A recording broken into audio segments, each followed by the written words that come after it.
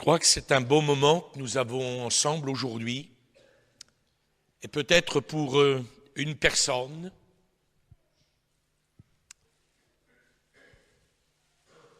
une âme chère au cœur de Jésus. On vit dans un monde aujourd'hui où il y a tant d'individualisme que personne ne compte pour personne. Si vous habitez un endroit où il y a un ascenseur, c'est très rare que dans l'ascenseur, vous puissiez discuter. Nous sommes devenus des étrangers les uns pour les autres. Mais vous n'êtes pas un étranger pour Dieu. J'aimerais vous dire qu'il vous connaît. Il sait quel est votre âge. Il sait ce que vous vivez. Il connaît tout de vous. Et il sait particulièrement ce qui se passe au fond de votre cœur. Je ne l'imaginais pas. Je ne savais pas que le 12 juillet 1972, en me levant ce matin-là comme bien d'autres matins, je ne savais pas ce qui allait se produire dans ma vie. Pour moi, ma vie, c'était de vivre au jour le jour, parce que je ne savais pas quand elle allait se terminer. Mais je savais qu'elle allait se terminer tragiquement. Je ne savais pas ce matin-là, en me levant, que quelques heures plus tard, toute ma vie allait basculer. Tout mon avenir allait basculer. Et ce que je suis aujourd'hui, je ne l'avais jamais imaginé. Je ne l'avais même pas rêvé en tant qu'enfant. C'est le 12 juillet 1972 que j'ai été abordé dans la rue par une personne qui m'a dit ces quelques mots. Et c'est pour cela que nous ne pouvons pas non plus minimiser l'impact de la parole de Dieu. Cette femme m'a abordé et m'a dit ces quelques mots, jeune homme, Jésus vous aime. Il est le chemin, la vérité et la vie. Quand j'ai entendu ces paroles, ça m'a ramené 21 ans en arrière. Et j'ai revu en quelques secondes ces 20 ans passés d'existence. Et j'ai craché au visage de cette femme ces paroles acerbes, en la prenant par le col et en lui criant pour qu'elle entende bien, il n'y a pas de Dieu, il n'y a pas de Dieu. Pourquoi j'ai crié ces paroles à cette femme?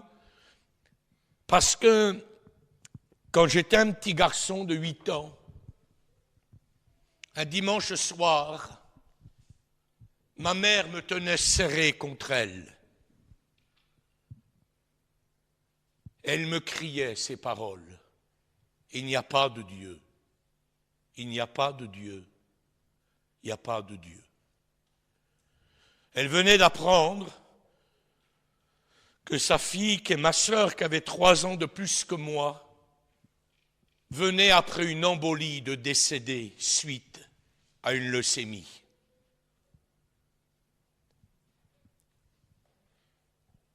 Elle était dans une folie. Et cette femme qui a 90 ans aujourd'hui, toujours en vie et toujours marquée par ce qui s'est passé. Et elle disait ces paroles, « Pourquoi ma petite fille est morte ?» Pardonnez-moi si je dis ces quelques paroles, mais elle me disait, « Pourquoi c'est pas mon poivreau de mari qui n'est pas décédé ?» Nous vivions dans un foyer brisé réellement par l'alcoolisme. Mon père était un homme violent. Il y a des gens qui ont le vin gai. Lui, il avait le vin violent. Et je n'ai pas souvenir dans mon enfance d'avoir un instant été sur les genoux de ce père. Je n'ai pas souvenir aujourd'hui, à 58 ans, d'avoir été embrassé par lui. Mais j'ai des souvenirs au-dedans de moi d'avoir été maltraité par lui. Tous les jours, dans son ivresse, c'était du mépris, de l'humiliation, des coups. Et quand ma petite sœur est morte, cette petite fille qui était comme une petite fleur, ça a été un drame terrible. Mais l'amertume est rentrée dans le cœur de ma mère à tout jamais. Alors quand cette femme est venue me parler de Jésus, c'est ce que je lui ai craché au visage. Il n'y a pas de Dieu. Il n'y a pas de Dieu. J'étais rempli de haine. J'avais passé toute mon adolescence dans la délinquance, dans la drogue, dans la sexualité. Je vivais avec des copains. On vivait plus souvent dans la rue qu'ailleurs. J'étais rempli de haine. Et je ne trouvais pas de véritable raison à la vie. Pendant toute une période, ça a été cette délinquance, cette violence, comme pour exorciser cette haine qui était au-dedans de moi contre mon père. J'ai souvenir de lui un samedi.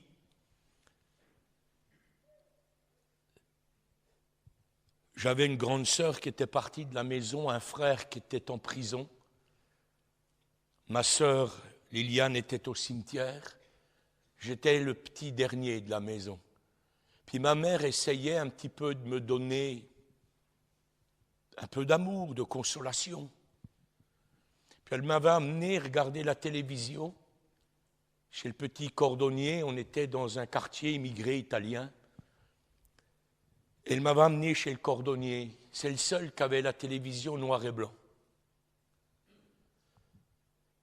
Et puis c'était la vie des animaux. Je ne sais pas si vous vous souvenez pour les plus anciens. La vie des animaux. Et pour moi, c'était extraordinaire. Et quand nous sommes rentrés à l'appartement, mon père, qui avait toujours l'habitude de faire des sorties après le travail à l'usine, du samedi jusqu'au dimanche au soir, mettait ses beaux costumes, passait chez son coiffeur habituel chaque semaine, se mettait de la brillantine sur les cheveux, puis partait avec ses dollars dans ses poches, entre guillemets, et puis allait dépenser son argent dans les bars, dans les boîtes. Nous sommes rentrés à la maison comme si on allait passer un samedi soir tranquille.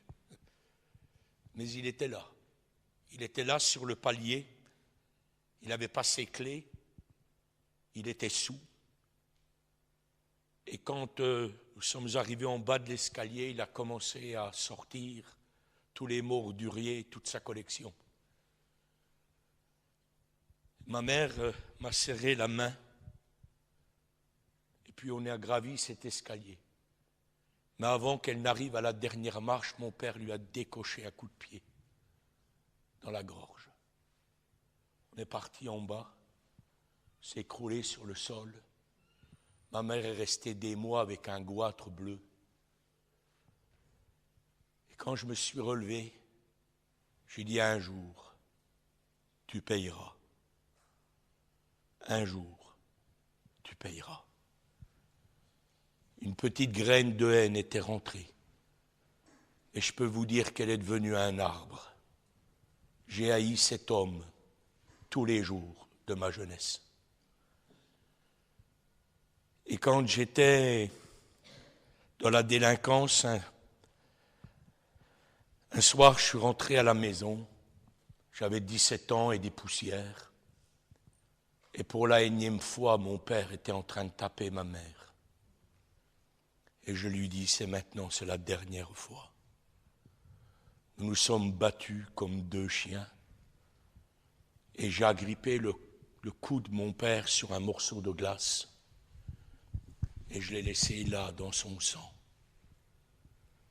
J'ai quitté la maison. J'y suis rentré que 4 ans plus tard. J'ai erré, j'ai cherché de quoi apaiser mon âme. J'avais peur de moi parce que je savais que j'étais capable maintenant de tuer. J'avais peur de tout. Mon frère était parti en Algérie, dans les commandos. J'avais rien de bon à apprendre avec lui.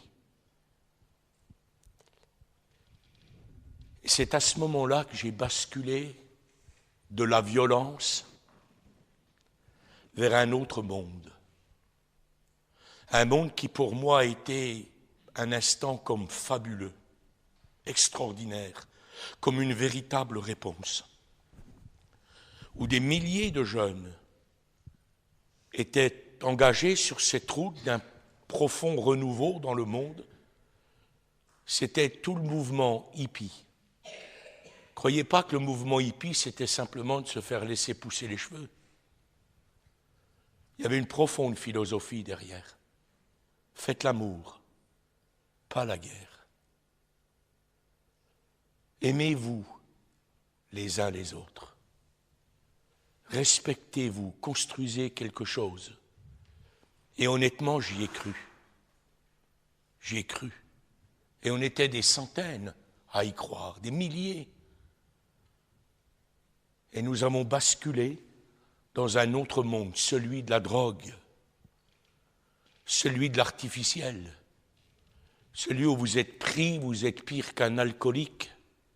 Et ce que l'alcool fait en 50 ans, la drogue le fera en quelques années pour vous détruire. Et j'ai erré ainsi pendant 4 ans dans ces drogues dures, dans ces milieux hard, dans cette pop musique, dans ces concerts, dans tous ces grands rassemblements de jeunesse. Oh, j'y ai trouvé de la sexualité. Entre guillemets, j'y ai trouvé de l'amour, mais qui s'écrit en minuscule. Mais j'ai jamais trouvé la paix. J'ai jamais trouvé une vie nouvelle. Au contraire, je me suis enfoncé bien davantage dans l'iniquité, la saleté, la souillure, le vol, le mensonge. Et je savais que ce n'était pas une réponse. Et puis il y a eu comme un rayon de soleil sur ma route. Un tout petit rayon de soleil, comme il y en a en Normandie de temps en temps. Un petit rayon de soleil, elle était blonde, elle avait 16 ans. Elle était une immigrée hongroise. Et cette jeune fille, je l'ai rencontrée pendant des moments de pop musique. On est tombés amoureux l'un de l'autre, réellement. Et si vous êtes tombés amoureux un jour, vous savez de quoi je parle. Vous avez le cœur qui bat, où vous dormez moins bien la nuit. Et puis, je me suis dit, ça y est, je vais peut-être goûter ce que c'est que le bonheur. Je vais peut-être goûter ce que c'est que l'amour. Je vais peut-être connaître la paix. Mais vous savez, quand vous êtes harponné par la drogue, c'est une sale maîtresse. Et il n'y avait rien à faire. Ni ses larmes, ni ses menaces ne faisaient quoi que ce soit. C'était plus fort. Et comme elle ne voulait pas partir, alors que j'essayais de la faire partir et de la chasser, elle s'est mise à se droguer elle aussi. Puis à 17 ans, elle est devenue une locumène. Elle a perdu sa santé. Elle a perdu ses parents. C'était des moments terribles. Alors on a cheminé ensemble. Et puis on pensait que seule la mort pouvait être pour nous une issue. Et on a pensé à la mort. Je lui disais, va-t'en, moi je partirai vers les Indes, rejoindre les amis qui sont déjà partis.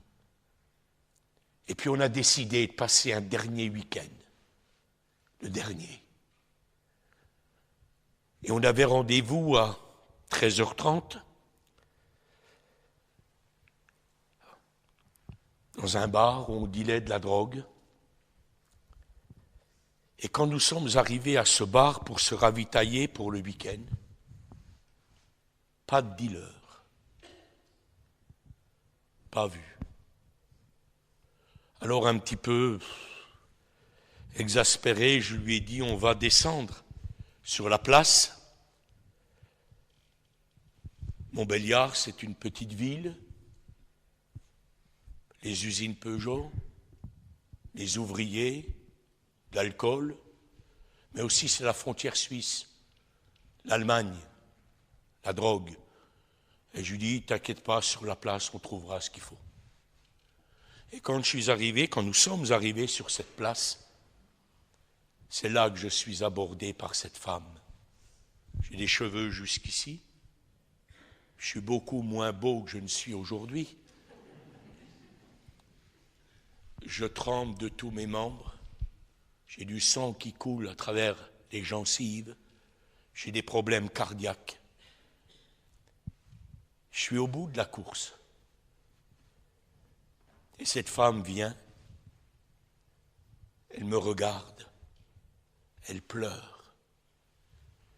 Puis elle me dit ces paroles, jeune homme, Jésus vous aime.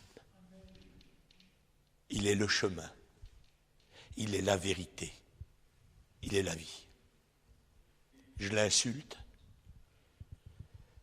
elle me glisse un petit papier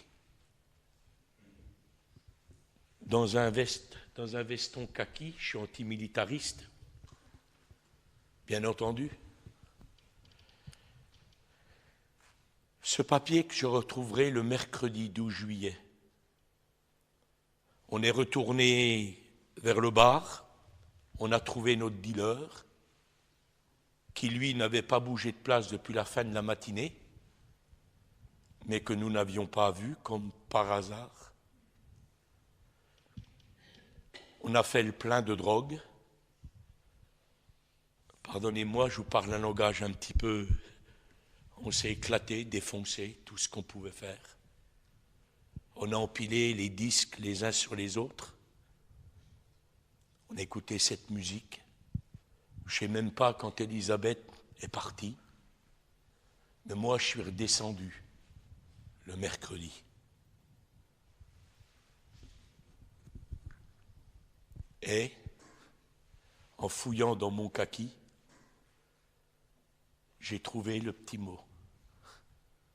Mais pendant ces 3 jours-là, jamais j'ai pu oublier ce visage, ces larmes et ces paroles. Jésus t'aime. Jésus t'aime. Il est le chemin, il est la vérité, il est la vie. Jésus t'aime. Jésus t'aime. Et ces larmes, ça me bouleversait, je les voyais. Qu'est-ce qu'un hippie pouvait intéresser une directrice d'école maternelle? Qu'est-ce qu'une directrice d'école maternelle pouvait faire dans la rue pour parler de Jésus? Je me suis retrouvé chez elle en fin d'après-midi ce mercredi. J'ai sonné à la porte. Elle m'a accueilli comme si j'étais son fils. J'avais un Lewis qui était plein de dessins. Je dormais dans des caves. Le gant de toilette ne passait pas souvent. On vivait de drogue, de saleté. Elle m'a pris dans ses bras. Puis de nouveau, elle a pleuré. Puis elle m'a dit, ça fait plusieurs jours qu'avec mon mari, on prie pour toi. Entre. C'était une école maternelle.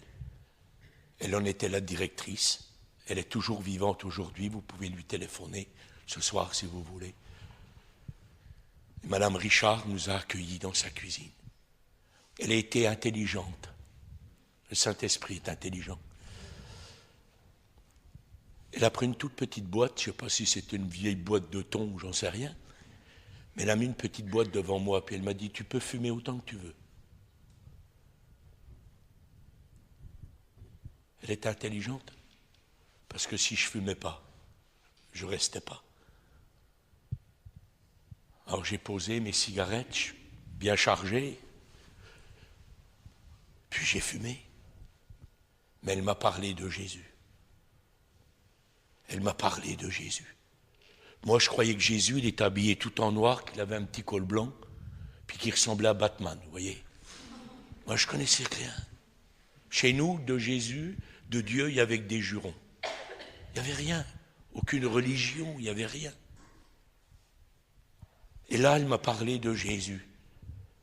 Et c'est comme si mon cœur avait été pris. Je voulais toujours en savoir plus. Alors elle m'a parlé de Jésus, celui qui transformait les vies. Elle m'a parlé des récits des évangiles, où des hommes et des femmes trouvaient la paix à côté de lui. Elle m'a parlé de ses œuvres, ses miracles, ses guérisons. Et moi je disais, oh, si ma petite sœur avait rencontré Jésus. Puis si ma mère avait rencontré Jésus. Je pensais à tous ces drames.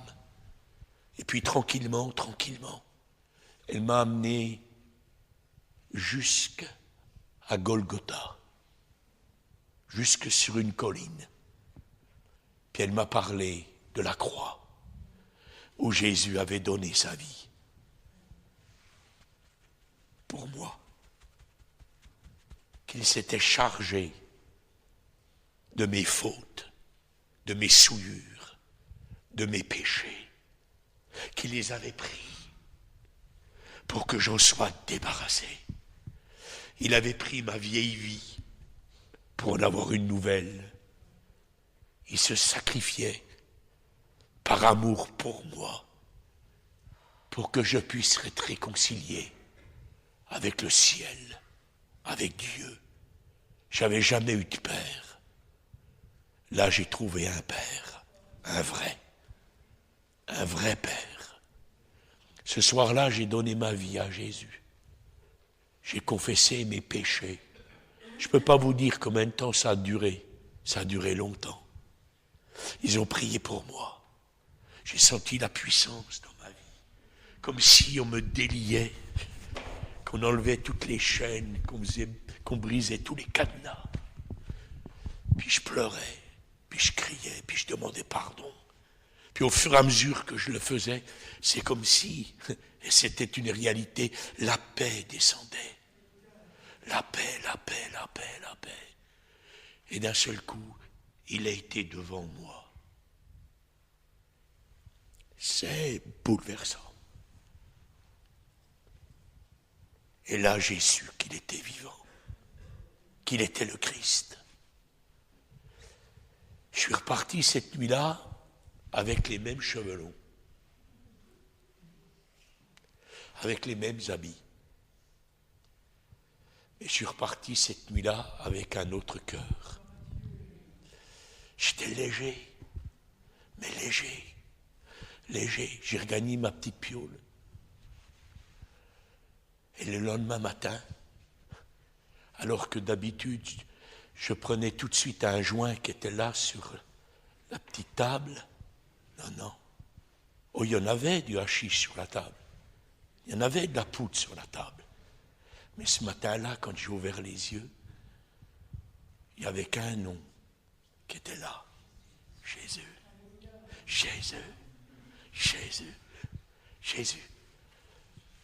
À midi, j'étais à l'école maternelle. Ah oui. Et puis j'ai encore entendu parler de Jésus. Puis l'après-midi, j'étais encore à l'école maternelle. soir, j'étais encore à l'école maternelle. Le lendemain, c'était le 14 juillet. Alors j'étais avec Madame Richard, son mari. J'étais sur la place du marché. Puis je disais à mes copains, Jésus m'a sauvé. Et tous disaient, ils disaient, ça y est, Guy, c'est fini. C'est fini. C'est fini. Pour lui, c'est fini. Ça y est. Non, non, ça n'est que de commencer. C'est pas pareil. Et puis je bénis Dieu. Parce que j'ai vu, par la grâce de Dieu, des amis venir à Jésus. Les serviteurs de Dieu les connaissent aujourd'hui. Plusieurs servent le Seigneur. Et les miracles ont commencé. Les miracles ont suivi. Alors avec beaucoup de joie, j'ai fréquenté l'école maternelle. Vous voyez ? Alors que moi, l'école, c'était plutôt en reculons. Avec beaucoup de joie. Et puis là, on a eu des moments extraordinaires. Je voulais le dire à chaque frère et sœur ici cet après-midi. Vous voyez cette sœur, cette femme, elle avait mis de côté sa notoriété, sa position sociale. Dieu lui avait parlé il y avait 3 ans en arrière. Et Dieu lui avait dit, alors qu'elle priait, en lui montrant des jeunes gens avec des cheveux longs, des regards hagards, le poids de la vie, elle lui disait, le Seigneur lui disait, prépare-toi, prépare ta maison, prépare ton argent, prépare tout, parce qu'un matin, je te parlerai, je t'enverrai. Et 3 ans plus tard, ce samedi matin, c'était le jour J de Jésus. Elle est descendue dans la rue, elle a obéi. Elle a ouvert sa maison. Elle a ouvert l'école maternelle. Et je peux vous dire que sur le palier de l'école maternelle, des dizaines et des dizaines de jeunes sont venus. J'ai vu des paquets de drogue tomber. J'ai vu des jeunes gens brisés comme je l'étais, être guéris par la puissance de Dieu, être transformés. Et je bénis le Seigneur. Rendions témoignage de Jésus. Et je vous le disais ce matin aussi, je me souviendrai toujours de Jacques et de Joël. Joël était une fille qui avait vécu dans notre quartier, elle était partie pendant de longues années, puis on les a retrouvés alors qu'on faisait de l'évangélisation dans la rue, qu'on parlait de Jésus dans la rue, on a retrouvé Joël avec un gars qui s'appelait Jacques, et on les a invités à la réunion.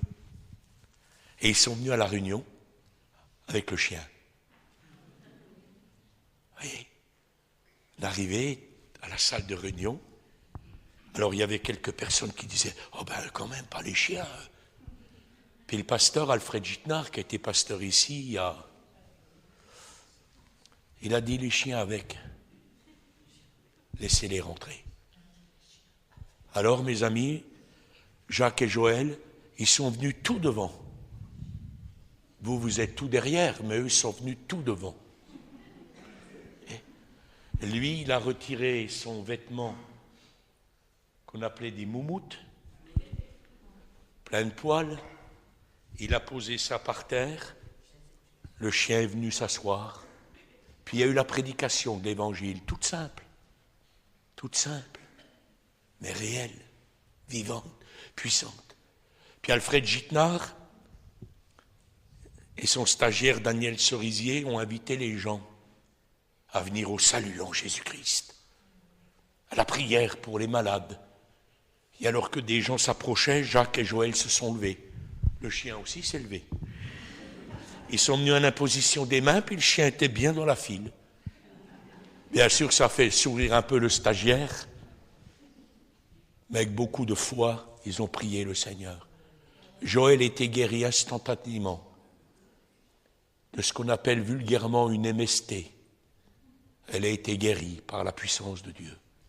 Du jour au lendemain, elle n'avait plus ses mots.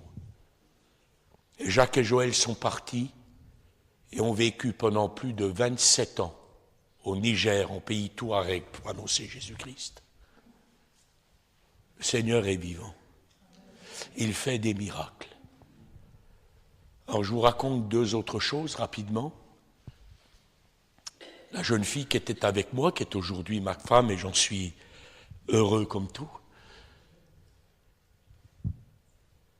elle s'est retrouvée avec des problèmes de santé. Elle a fait une fausse couche, elle ne s'est pas soignée. Rapidement, il y a eu des dégâts, elle est hospitalisée entre la vie et la mort. Et moi, quand j'ai appris qu'elle était hospitalisée, je suis allé à l'école maternelle. Puis on a prié le Seigneur. Et puis, on est monté à la clinique. Et c'est extraordinaire, parce que quand on a poussé la porte de la chambre, il y avait une jeune fille de 18 ans assise sur le lit, avec beaucoup de coussins, qui était en train de prier Jésus. Et sur ce lit, elle s'est donnée au Seigneur. Elle est sortie de l'hôpital quelque temps plus tard. Les médecins lui ont dit, « Mademoiselle, si un jour vous vous mariez, soyez heureuse, mais vous n'aurez jamais d'enfant. Jamais. » Un dimanche matin, pendant le culte, alors que nous étions en train de célébrer le Seigneur, j'ai vu Élisabeth se tordre de douleur sur place. Elle a quitté le culte. Et quelques mois plus tard, 9 mois plus tard, elle a donné naissance à une belle petite fille. Puis il y en a eu 4 autres qui ont suivi. Alléluia. Dernièrement, ma femme a passé ce que les femmes passent généralement comme contrôle. Le gynécologue lui a dit ceci, « Mais comment avez-vous fait pour avoir des enfants? Avec des ovaires comme vous en avez, atrophiés de tous les côtés, minuscules comme ils sont, comment? Comment? Dieu le sait. Il n'a pas besoin même de réparer les choses pour faire des miracles, Seigneur. Il n'avait pas besoin de rouler la pierre pour faire sortir Jésus. Alléluia, parce qu'il est Dieu. Et je bénis Dieu de cela. Puis je veux vous raconter le dernier morceau de témoignage. Après la conversion, je voulais que ma famille soit sauvée. Mes parents avaient divorcé. Ma maman, c'était encore assez facile de parler de Jésus. Malgré tout son chagrin, sa haine, elle voyait ce que Dieu avait fait dans ma vie et d'une certaine manière, elle en était reconnaissante. Elle n'a toujours pas compris le salut aujourd'hui. Toujours pas. Il y a toujours un voile sur sa vie. Elle parle aux morts. Elle était certainement tellement brisée. Dieu le sait. Mais je voulais que mon père entende parler de Jésus. Mais je savais dans quelles conditions on s'était séparés. Bien sûr que sa vie a été sauvée. Physiquement. Mais je voulais qu'il soit sauvé spirituellement. Je savais qu'il avait un cancer. Il avait travaillé de nombreuses années en fonderie. Il avait cette silicose, cancer de la gorge.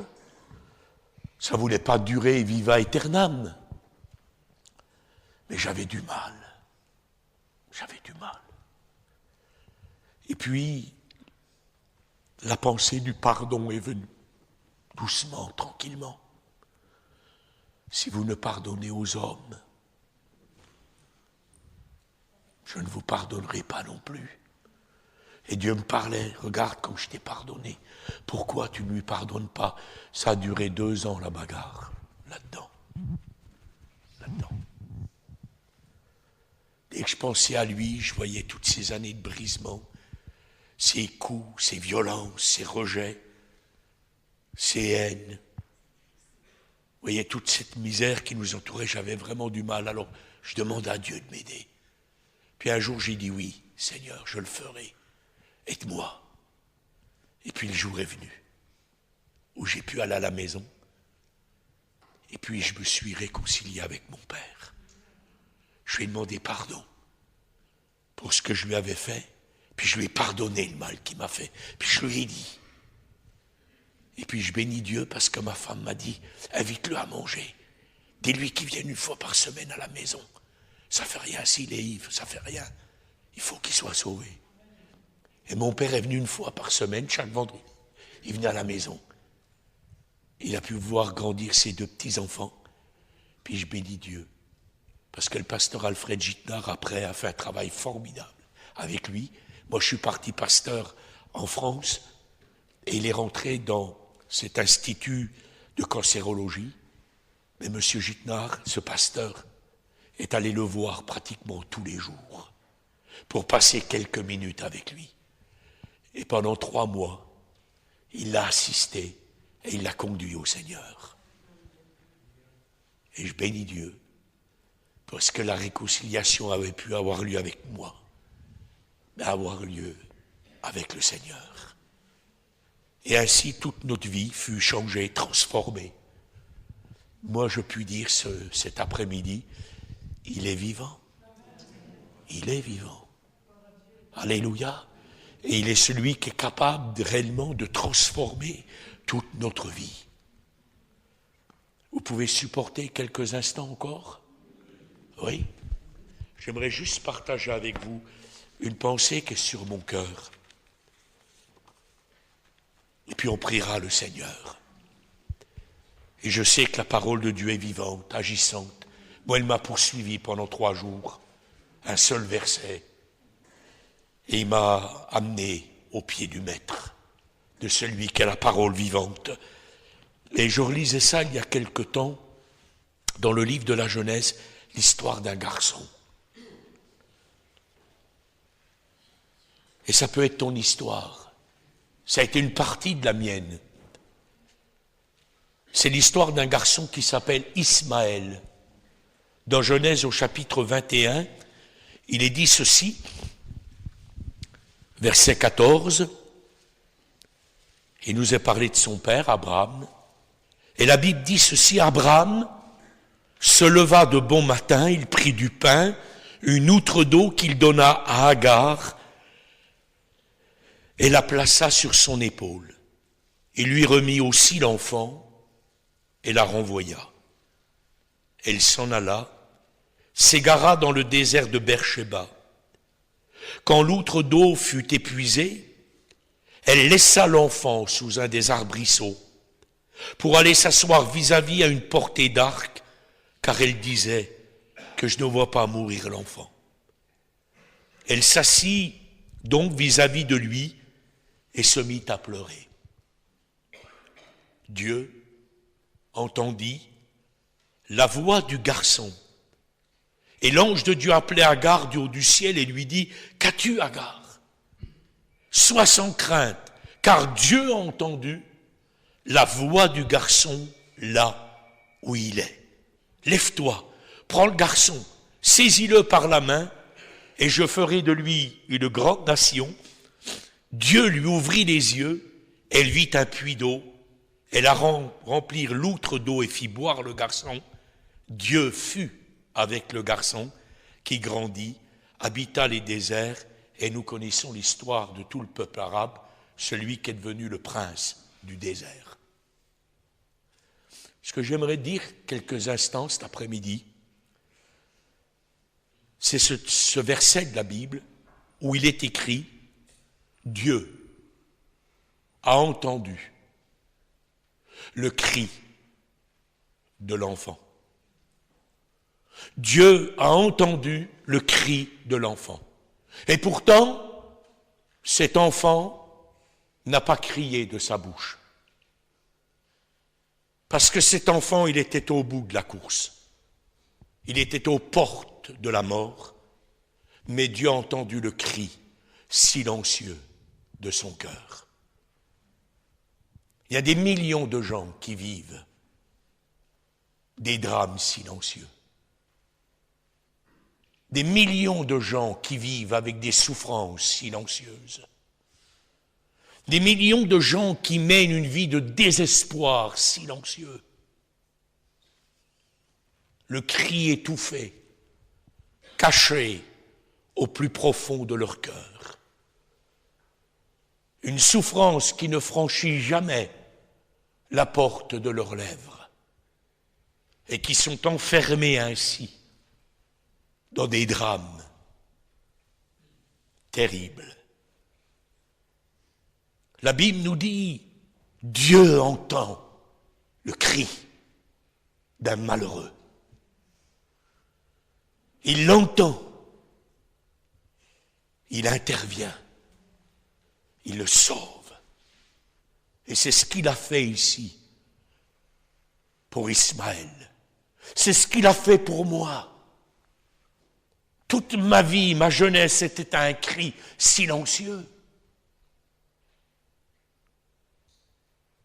Oh, je l'exprimais de bien des manières, mais le mal qui était au fond de moi était comme inexprimable. Dieu entend le cri du rejeté, et il entend le cri de cette femme abandonnée. Il entend le cri de cet enfant qui est malheureux, parce que vous savez, on n'a pas besoin d'attendre 70 ans pour être malheureux. On peut être malheureuse à 8 ans quand on a un père qui nous viole. On peut être malheureux dans la vie parce qu'on a des parents qui ne prennent pas soin réellement de nous. On n'a pas besoin d'attendre d'être grand dans la vie pour avoir mal. Moi, j'avais mal. Et qui pouvait comprendre ce qui se passait à l'intérieur? Je me souviens avec mon frère et mes sœurs, quand mon père était ivre et qu'il y avait cette bagarre à la cuisine, qu'on entendait des bruits de vaisselle, et on ne savait pas où ça allait se terminer, si on allait retrouver une maman peut-être morte. Je me souviens que 2 fois on prenait l'oreiller puis on se le mettait dans la bouche. Pourquoi? Parce que si nous crions, on prenait aussi. Et combien de fois m'a-t-il posé un couteau sur le ventre, moi qui étais un petit peu plus basané que les autres, et qu'il me traitait de bâtard. Je ne sais pas quel est le cri de ton âme, le cri de ton cœur, le cri de ta vie. Mais ce que je sais, c'est que Dieu entend ce cri. Et qu'au lieu que ce cri soit, mes amis, là, d'une manière horizontale, à travers toutes sortes de manifestations, de souffrances, Dieu voudrait que ce cri monte à la verticale vers lui. Parce que tant que tu ne te tourneras pas vers lui, Dieu ne pourra pas intervenir dans ta vie, parce que Dieu attend ton feu vert. Il attend que tu lui ouvres la porte. Il attend que tu lui dises oui pour intervenir. Et si tu lui dis oui, tout est possible. Et tu ne peux pas imaginer aujourd'hui ce que ta vie peut être avec Jésus-Christ, comme je ne pouvais pas l'imaginer moi-même, et que nul n'a pu l'imaginer. Parce que le Seigneur est celui qui est capable de te donner un véritable avenir là où il n'y en a pas. La Bible nous dit que cet enfant a grandi devant Dieu et il est devenu le père d'une nation immense, avec des richesses immenses. Et tu ne sais pas ce que ta vie peut devenir avec Dieu. Par contre, je sais ce qu'elle peut devenir avec le diable.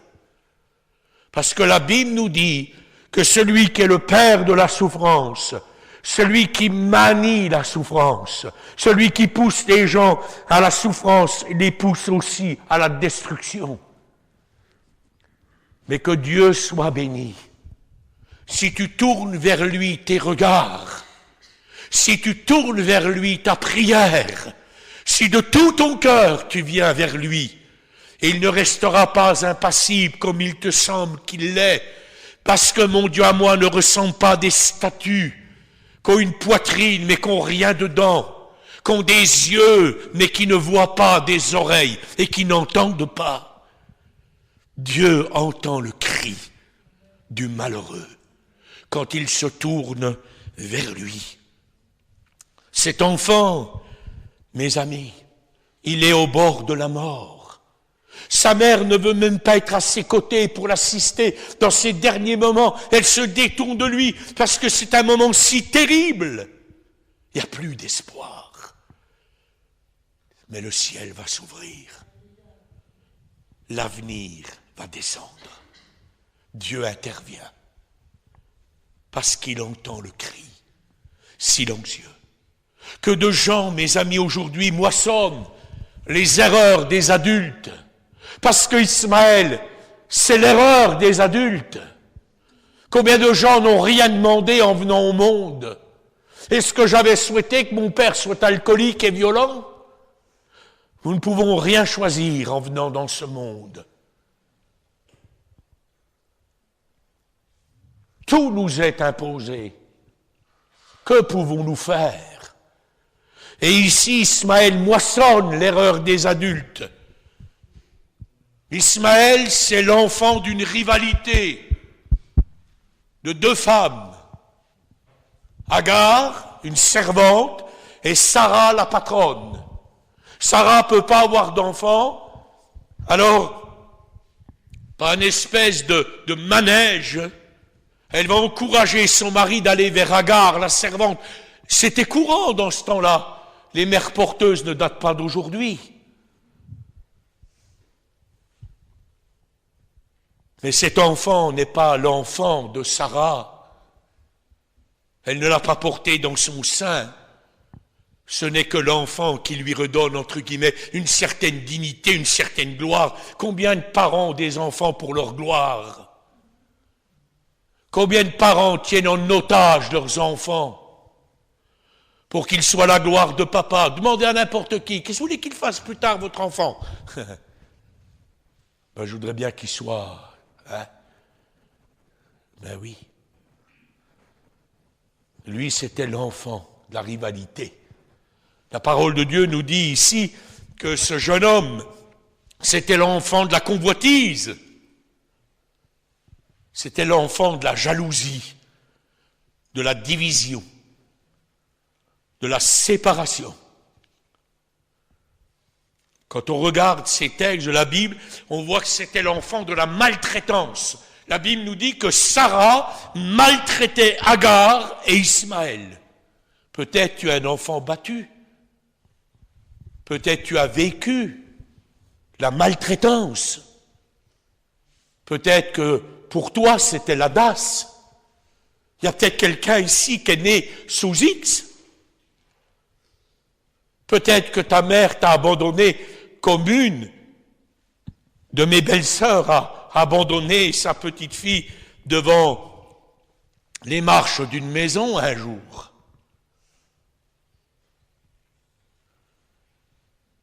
C'est l'enfant de l'amertume. C'est l'enfant de la peur. C'est le souffre-douleur. Nous montre l'Écriture, il deviendra l'enfant de l'exil, l'enfant de la déportation. Abraham, nous dit la parole de Dieu, il prit une outre d'eau, un petit peu de pain, il mit ça sur l'épaule d'Agar, et puis la Bible nous dit, il les renvoya. L'enfant du rejet. Que d'enfants souffrent du rejet aujourd'hui. Que de gens rejetés comme des Kleenex au bord de la route. Sans valeur, sans avenir, sans espoir. Oh, on a bien une outre d'eau. On en boit.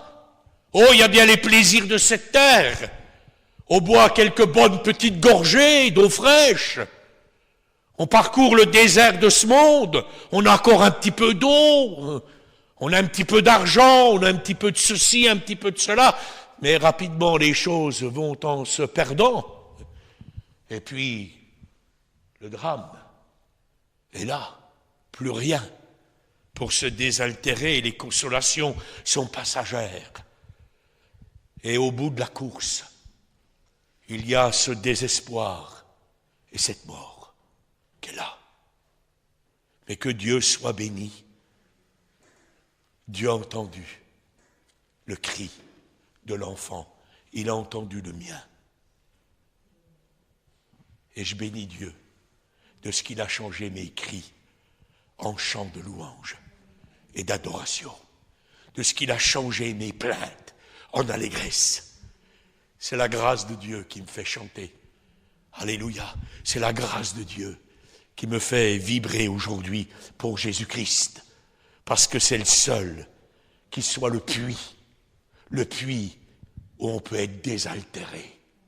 C'est la seule source d'eau vive qui reste et qui demeure dans ce monde perdu, pourri, rempli d'iniquité, de péché, de drame, de désespoir. Jésus est le puits de Dieu pour quiconque va venir à lui. Jésus a dit, si quelqu'un a soif, qu'il vienne à moi et qu'il boive, et il n'aura plus jamais soif. Tu auras toujours soif de certains plaisirs, ils ne pourront pas te désaltérer. Tu pourras ajouter une musique à une autre musique, une boîte à une autre boîte, une femme à une autre femme, une soirée à une autre soirée, une drogue à une autre drogue. Mais seul Jésus-Christ peut satisfaire ton âme. Il est le puits de Dieu. La Samaritaine a trouvé Jésus-Christ. Cette femme qu'avaient eu, mes amis, 5 maris. Elle avait espéré dans toutes sortes de mariages, de vie. Elle a changé d'homme, peut-être on a changé de vie. Mais en réalité, elle était toujours aussi misérable. Non, l'amour dans ce monde ne pourra pas remplir ton existence. Seul l'amour de Dieu peut le faire. Et comme disait notre jeune frère tout à l'heure, Dieu a tant aimé le monde qu'il a donné son Fils unique, afin que quiconque croit en lui ne périsse point, mais qu'il ait la vie éternelle. Voudrais-tu continuer à périr? Voudrais-tu rester avec tes blessures, tes malheurs? Voudrais-tu rester avec tes plaintes? Voudrais-tu rester avec ta dépression? Voudrais-tu rester avec tes esclavages? Le Christ est venu pour te libérer. Et il est prêt, cet après-midi, à entendre ton cri. Je relisais la généalogie de Jésus-Christ. Et j'étais bouleversé d'y retrouver ces noms, comme Tamar. Retrouver le nom de Rahab. Retrouver le nom de cette femme dont l'Écriture nous dit qu'est devenue, que Dieu soit béni, une princesse. J'y retrouve le nom de Manassé. Et quand je regarde cette liste sur la généalogie de Jésus, je bénis le Seigneur parce que toutes ces vies-là étaient des vies brisées, des vies gâchées, des vies sans espoir, sans avenir, des vies qui sont revenues à la vie par la puissance du vivant. Celui qui est ressuscité des morts est capable de ressusciter ta vie. Le diable voudrait que tu périsses. Le diable voudrait t'enfermer dans la colère, dans la honte. Il voudrait t'enfermer dans le désespoir. Il voudrait t'enfermer dans la dépression. Il voudrait t'enfermer dans le péché, l'iniquité. Et il te dit, vas-y, tu n'as plus rien à perdre, tu as tout perdu. Continue. Peut-être il vous pousse à la mort, au suicide. Mais j'aimerais vous dire cet après-midi que Jésus-Christ est ici. Et qu'il écoute la prière de celui qui veut se tourner vers lui. Un jour, je l'ai invoqué et il m'a secouru. Je l'ai prié de toute mon âme. Il a lavé mes iniquités. Il a pardonné mes péchés. Je lui ai demandé une vie nouvelle. Il me l'a donnée. Et je le bénis parce que je puis dire aujourd'hui, Jésus est mon sauveur, sans aucune honte devant la face du monde. Et cet après-midi, il voudrait devenir le tien. Il ne voudrait pas seulement devenir l'homme religieux du jour de Pâques, mais il voudrait devenir le sauveur de ta vie, de chaque jour, de chaque instant, et de pouvoir enfin guérir tes blessures, guérir ton mal, guérir tes douleurs, parce que il est mort en prenant tout ce qui t'a fait souffrir pour te donner la guérison de l'âme, de l'esprit, du corps, et ça pour l'éternité. Jésus-Christ est la vie. Il est la vie éternelle. Personne ne nous donnera une qualité de vie comme lui. Il est la vie éternelle. Je bénis Dieu. Quelqu'un m'a demandé mon âge tout à l'heure. J'ose le dire, j'ai 37 ans. Alléluia, j'ai 37 ans. Ça fait 37 ans que je suis né de nouveau. Le reste, c'est fini. Ça ne me perturbe plus. C'est effacé. C'est guéri. Par qui? Par le Fils de Dieu qui m'a récupéré au bord du chemin. Il est la source d'eau vive. Le voudrais-tu l'accepter cet après-midi? Alléluia, en être rempli et repartir de ce lieu avec le Jésus-Christ dans ta vie et de sortir du désert de ce monde en disant maintenant, c'est pas une outre d'eau que j'ai le puits avec moi. Amen. On va prier le Seigneur. On va prier Dieu. Alléluia. Merci Jésus. Merci Seigneur parce que tu es ici. Je te loue parce que tu es venu Seigneur. Amen. Sauver, chercher ce qui est perdu. Seigneur, comme tu t'es approché, Seigneur, de ce garçon. Seigneur, comme tu t'es approché de sa mère Agar. Seigneur, comme tu t'es approché d'eux, Seigneur, dans le désert, aux portes de leur mort. Seigneur, tu t'approches de nous encore aujourd'hui. Tu n'es pas loin, Seigneur. Tu es à la portée d'une prière. Seigneur, tu es à la portée d'un cri qui peut jaillir du fond du cœur. Seigneur, tu es mort pour nous sur la croix. Et quand tu es mort, tu as dit toi-même, tout est accompli. Seigneur, afin que les hommes puissent devenir des rachetés de Dieu, des sauvés de l'Éternel, et que le Saint-Esprit les transforme. Seigneur, je veux te bénir dans le nom de Jésus, pour l'occasion que nous avons cet après-midi d'être là. Seigneur, dans ce lieu, Seigneur, c'est pas une histoire, je prie pour que le Saint-Esprit confirme cette parole dans des cœurs. Vienne maintenant, Seigneur, poser sa main, Seigneur, sur des âmes. Seigneur, et qu'elle ressente ta présence. Seigneur, qu'elle ressente ton appel. Et peut-être il y a quelqu'un ici qui a tant de fois entendu ton appel. Seigneur, et qui n'a toujours pas répondu. Seigneur, je te prie pour lui. Seigneur, que ça soit son jour, maintenant, pour la gloire de Dieu.